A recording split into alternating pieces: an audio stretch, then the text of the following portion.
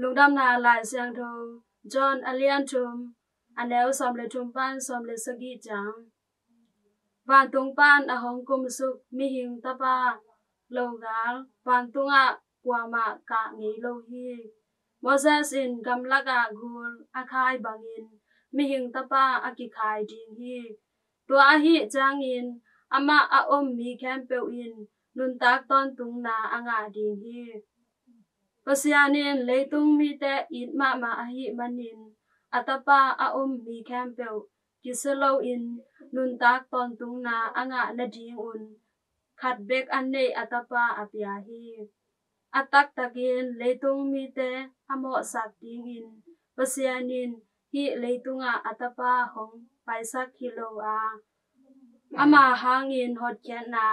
anga na ding in hong sol a hi Rien to pa lungdam na lai siang tho a hi Kristu to pa na tunga phan na ta hen